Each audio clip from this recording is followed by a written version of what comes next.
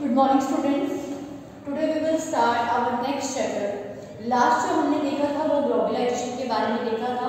अब जो next one हमारा चैप्टर आएगा वो आएगा south Asia and the contemporary world. ये जो चैप्टर है वो आपका कोई इंडिविजुअली एक चैप्टर नहीं है, ये दो चैप्टर को मिक्स करके जो आपका पार्ट 1 है उन दो चैप्टर को मिक्स करके आपका एक नया चैप्टर बनाया गया है जिसमें हम लोग हमारा जो साउथ एशिया मतलब हमारा जो इंडिया है और उसके आसपास की कुछ कंट्रीज हैं जो उनके बारे में हम लोग डिस्कस करेंगे. And second one contemporary world, जो समकालीन हमारा जो विश्व है वहां पर किस तरीके का सिस्टम चल रहा है हम उसके बारे में आज डिस्कस करेंगे. बिफोर स्टार्टिंग आवर टॉपिक हमें कुछ बेसिक चीज़ों के बारे में पता होना चाहिए.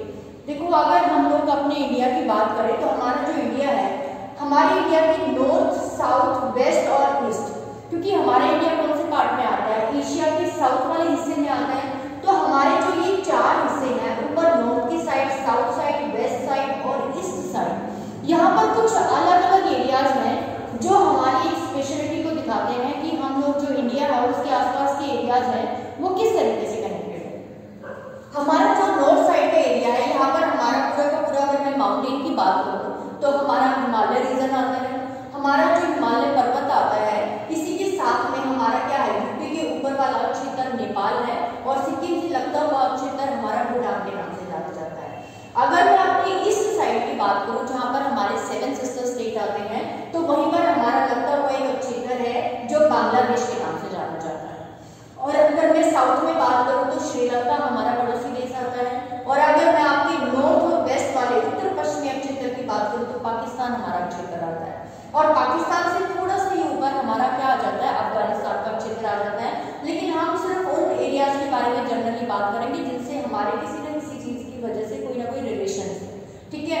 और मालदीव भी कंट्री आती है जो हमारे देखो साउथ का जो हिस्सा है उसके लेफ्ट हैंड साइड में नीचे की तरफ आती है, एक आइलैंड की तरह कंसीडर की जाती है. तो आपकी ये जितनी भी कंट्रीज हैं हम इनके बारे में देखेंगे कि जो साउथ एशिया है वो किस तरीके से हमारे इंडिया से कनेक्टेड है और हमारे इंडिया में और ये जो अलग अलग कंट्रीज हैं इनमें क्या रिलेशन यहाँ पर होते हैं. देखो, सबसे पहले अगर हम साउथ एशिया की बात करें तो साउथ एशिया जो in South Asia include the Pakistan, Bangladesh, Maldives, Sri Lanka, Bhutan and Nepal. यहाँ पर हमारे आसपास सिर्फ कोई एक कंट्री नहीं है बल्कि हम यहाँ पर वैसे तो बहुत सारे कनेक्टेड है, चाइना भी कनेक्टेड है, लेकिन हम कुछ ऐसे इसके बारे में बात करेंगे आज जहाँ पर डेमोक्रेसी, मोनार्की सिस्टम और मिलिट्री का रूल, ये 3 चीजें काफी कॉमन है.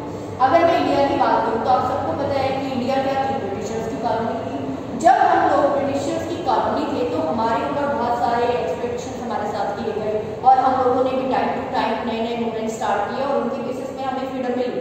कुछ ऐसा ही इन अलग अलग जो कंट्रीज है इनमें भी कुछ ऐसे सिमिलरिटीज है जैसे हमारे साथ.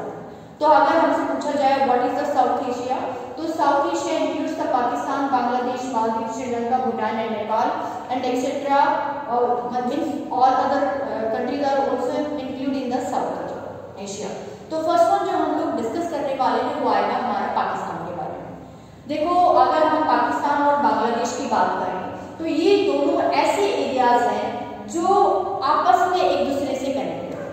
आप सबको पता है कि जब हम लोगों को 1947 में, जब इंडिया 1947 में डिवाइड हो गया था, हमें इंडिपेंडेंस मिली थी, तो पाकिस्तान को 14 अगस्त को मिली थी और इंडिया को 15 अगस्त को मिली थी.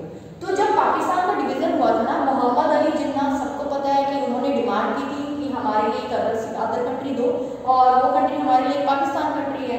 अब जो ये पाकिस्तान का जो एरिया है, जब इसका डिवीजन हुआ 1947 में, तो देखो बिफोर पार्टीशन हम सब एक कंट्री में कंसीडर होते थे. अब पाकिस्तान में जनरली वो लोग गए जो कहीं ना कहीं मुस्लिम पर्सन थे. अगर मैं एक मेजोरिटी की बात करूँ, माइनॉरिटी में हिंदू भी वहाँ गए थे, लेकिन यहाँ पर अगर मैं बात करूँ अपने पाकिस्तान की, तो हमारा जो जम्मू क्षेत्र से लगता हुआ क्षेत्र जो पंजाब है, तो जो पंजाब का क्षेत्र है, पंजाब का जो वेस्ट वाला हिस्सा है, वेस्ट पंजाब है जो, उसको मिलाकर पाकिस्तान बनाया गया है. लेकिन एक प्रॉब्लम और भी थी. अब यहाँ पर हम लोगों ने देखा कि ये मुस्लिम एरिया है, लेकिन अगर मैं ईस्ट साइड की बात करूँ, अपने इंडिया में ईस्ट साइड की बात करूँ, तो जो बंगाल का एरिया है, जो पश्चिम बंगाल का एरिया, वो भी एक मुस्लिम प्रांत था, मतलब एक ऐसा क्षेत्र था जहाँ पर सबसे ज्यादा मुस्लिम कम्युनिटीज पाई जाती थी. अब जितनी भी मुस्लिम कम्युनिटीज है वो पाकिस्तान से अपने आप को रिलेट करी थी, तो हमने वेस्ट पाकिस्तान के हिस्से को तो डायरेक्टली पाकिस्तान में मिला दिया और जो हमारा ईस्ट पाकिस्तान है वो मतलब ईस्ट पंजाब है जो वो हमारी कंट्री हमारी कंट्री में रह गया और वेस्ट पंजाब किस में चला गया, पाकिस्तान में चला गया।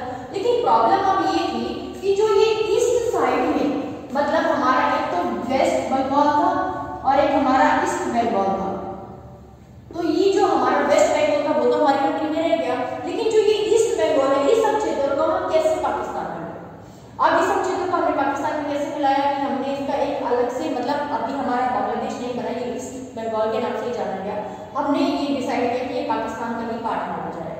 यहाँ पर जो रूल रेगुलेशन चलेगा वो किसका रूल रेगुलेशन चलेगा, पाकिस्तान का चलेगा, इंडिया का कोई रूल रेगुलेशन नहीं चलेगा। उसका रीजन क्या था, क्योंकि जब पार्टीशन हुआ तो हमने इस पार्ट को किसको दे दिया था, पाकिस्तान को दे दिया था। जब यहाँ पर ईस्ट बंगाल की बात की जाए तो बंगाल है जो बेसिकली असम बहुत बड़ा लार्ज स्केल का एक स्टेट था, उसी से हमने इसको डिवाइड करके बंगाल का क्षेत्र बनाया था। ये जो बंगाल है, अब जो ये बंगाल का क्षेत्र हम लोगों ने बनाया है, यहाँ पर तो सारे के सारे मुस्लिम कम्युनिटी है। अब ये जो मुस्लिम कम्युनिटी है, यहाँ पर पाकिस्तान में रूल रेगुलेशन चलाएंगे। सपोज करो पाकिस्तान में हमारी जो भाषा है वो कौन सी, उर्दू भाषा। अब जब ये लोग, अगर मैं बात करूँ बंगाल की, जो है बंगाल का क्षेत्र, तो बंगाली भाषा बोली जाएगी, लेकिन ये लोग उर्दू भाषा बोलने के लिए उनको फोर्स करते थे कि आपकी ऑफिशियल जो लैंग्वेज है वो उर्दू आएगी, ना कि आपकी भाषा बंगाली आएगी। तो यहाँ पर जब इन लोगों ने टाइम टू टाइम इनके ऊपर अलग अलग तरीके के रूल रेगुलेशंस लगा दिए कि नहीं आपको हमारे अकॉर्डिंग वर्क करना है, जैसे रूल रेगुलेशंस हमारे हैं तो आपको वैसे ही फॉलो करना पड़ेगा। तो एक ऐसा टाइम आया कि ईस्ट बंगाल ने इस चीज को रिफ्यूज कर दिया कि हम आपके साथ किसी तरीके का रिलेशन नहीं रखना चाहते, हम एक अलग से अपनी कंट्री बनाएंगे जहाँ पर हम किसी के डोमिनेशन में रहेंगे ही नहीं। आप हमसे उर्दू करवाना चाहते हैं, हमारी खुद की पहचान तो डिसमिस हो रही है। तो उन्होंने यहाँ पर जब 1971 में एक वॉर के द्वारा इन लोगों को फ्रीडम मिल गई और ये क्या बन गए, बांग्लादेश बन जाएगा। मतलब ये थोड़ा सा बेस मैंने आपको बताया है, वैसे तो ये पार्टीशन वाले हिस्से में आता है। तो पाकिस्तान से जो हमारा क्षेत्र है वो बांग्लादेश जो पहले जो सिर्फ इसी का पार्ट होता था वो अलग हो जाता है 1971 में। आपको ये याद रखना है 1971 में हमारा जो बांग्लादेश है वो बन जाता है। अब पाकिस्तान और बांग्लादेश में एक बहुत ही कॉमन सी चीज है, वो कॉमन चीज क्या है कि यहाँ पर पाकिस्तान की बात की जाए तो यहाँ पर क्या है, एक मिलिट्री रूल तुम्हें देखने के लिए मिलता है। अभी भी तुम्हें देखने के लिए मिल रहा होगा कि वहाँ पर हमेशा जो सत्ता है, वहाँ की जो गवर्नमेंट है वो हमेशा एक कॉम्प्लिकेशंस में चलती रहती है। जैसे हमारे इंडिया में एक डेमोक्रेसी है, अगर हमें किसी भी तरीके की प्रॉब्लम है तो हमारे कॉन्स्टिट्यूशन के बेसिस पे हमें कुछ राइट्स दे रखे हैं, और अगर उन राइट्स का एक्सप्लॉइटेशन होता है तो हम आर्टिकल 32 के बेसिस पे, आर्टिकल 226 के बेसिस पे अपना हाईकोर्ट या सुप्रीम कोर्ट में जाकर और अपनी अपील दायर कर सकते हैं और हमारा सोल्यूशन निकलता है। लेकिन अगर हम एक मिलिट्री रूल में जाकर और अपनी प्रॉब्लम उनको बताएंगे तो वो क्या करेंगे, या तो शूट आउट कर देंगे या फिर सेंड टू द प्रिजन, क्योंकि हम गवर्नमेंट के अगेंस्ट जाकर, उन्हीं लोगों के अगेंस्ट जाकर उनकी कंप्लेंट उनके सामने ही कर रहे हैं, तो वो क्यों सुनेंगे। मिलिट्री का रूल है जो वो एक ऐसा रूल होता है जो हमारे कॉन्स्टिट्यूशन में जहाँ पर एक प्रेसिडेंट का रूल होता है उसको भी रिमूव कर सकता है on the basis of the power. 9th class में पॉलिटिकल साइंस में आपने फर्स्ट एंड सेकंड चैप्टर पढ़ा होगा, वो दोनों के दोनों पाकिस्तान की डेमोक्रेसी और मिलिट्री रूल के बारे में डिफाइन कर रहे हैं। अब यहाँ पर हम कुछ अलग अलग पर्सन्स के बारे में देखेंगे।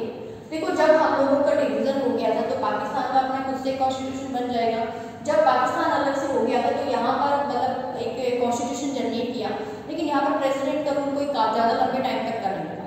यहाँ पर क्या हुआ, 1971 से पहले एक जनरल आयूब खान का, जहाँ पर भी जनरल टर्म आएगी ना, जनरल टर्म आगे आगे तो दैट मीन्स वो क्या है, मिलिट्री टर्म को शो करेगा। मिलिट्री की जो कमांडर है उनके लिए शो करेगा, ये याद रखना। जनरल नेम अगर आगे आया है तो दैट मीन्स वो मिलिट्री का कमांडर है। वो हमारे द्वारा चूज किया गया पर्सन नहीं है, वो किनके द्वारा है, वो खुद की पावर का यूज कर लोगों के ऊपर राइट कर रहा है, रूल करने की कोशिश कर रहा है। तो general Ayub Khan first one बने, और जो ये आयूब खान थे वो ज्यादा लंबे टाइम तक नहीं रहे। जब सेकंड वन एक बहुत ही पावरफुल पर्सन आया, जनरल याह्या खान, 1971 में इन्होंने अपने आप को यहाँ का हेड बना दिया, अपने अकॉर्डिंग रूल करना शुरू कर दिया। और जब भी मिलिट्री का रूल आता है ना तो यहाँ पर डेमोक्रेसी के द्वारा दिए गए कोई भी राइट लोगों के पास नहीं रहते, वो जनरली अपने अकॉर्डिंग कुछ रूल रेगुलेशंस लोगों के लिए बना देते, और जो नहीं मानता है send to the prison, jail में भेज दिया जाता है। तो यहाँ पर जो सबसे पहले जो दो आए वो जनरल आयूब खान आए और जनरल याह्या खान। लेकिन उसके बाद लोगों ने प्रोटेस्ट करना शुरू कर दिया, उन्होंने बोला वी वांट द डेमोक्रेसी, मतलब एक प्रो डेमोक्रेसी का जो कॉन्सेप्ट है वो यहाँ पर लगाना शुरू कर दिया। जैसे तुमने फ्रेंच रिवॉल्यूशन में पढ़ा होगा कि वो लोग चाहते थे कि हमें फ्रीडम मिले, अमेरिकन रिवॉल्यूशन में पढ़ा होगा फ्रीडम चाहते थे, खुद अपने इंडिया का एग्जाम्पल ले लो, उन्होंने भी बहुत सारे एफर्ट्स लगाए थे कि हमें फ्रीडम चाहिए। तो यहाँ पर जो जनरल याह्या खान है उसको रिमूव करके अब जुल्फिकार अली भुट्टो आ गए। अब तुमने देखा होगा इसके आगे कोई जनरल टर्म नहीं लगी हुई। अब ऐसा कोई वर्ड नहीं है जो ये डिफाइन करे कि मिलिट्री का, तो दैट मींस जो ये जुल्फिकार अली भुट्टो है वो क्या है, उनकी एक सरकार है। अब यहाँ पे मिलिट्री का रूल नहीं है बल्कि डेमोक्रेसी के अकॉर्डिंग एक नया रूल स्टार्ट होगा जो प्रॉपर गवर्नमेंट की फॉर्म में दिखाएगा। ये जो पर्सन थे जो थे जुल्फिकार अली भुट्टो थी, ये 1971 से 71 तक इन्होंने रूल किया, लेकिन बाद में फिर से एक मिलिट्री का कमांडर है जिया उल हक जनरल, तो दैट मींस वो क्या है, मिलिट्री का कमांडर है। तो जनरल जिया उल हक ने यहाँ पर इनको सत्ता से हटा दिया और अपना मिलिट्री का जो रूल है वो स्टार्ट कर दिया। और कब स्टार्ट किया, 1977 से लेकर 1982 तक इन्होंने 5 साल रूल किया। लेकिन उस 5 साल में ही लोग इनसे इतना ज्यादा परेशान हो गए कि अब उन्होंने और ज्यादा डिमांड करनी शुरू कर दी। किस चीज के लिए, प्रो डेमोक्रेसी के लिए, कि अब हमें प्रॉपर डेमोक्रेसी चाहिए, अब हमें यहाँ पर किसी भी पर्सन का मिलिट्री रूल नहीं चाहिए, हमारे राइट्स क्या हैं वो तो आपने डिफाइन ही नहीं किए। तो हम उनके बारे में आगे चल के देखेंगे कि अब जब 1982 से लेकर जो 88 का जो टाइम पीरियड आता है ना, अगर मैं 6 साल की बात करूँ तो उस 6 साल में कंटिन्यू प्रोटेस्ट करना शुरू कर दिया गया। अब जो नेक्स्ट वन आते हैं 1988 में, वो आती है बेनजीर भुट्टो।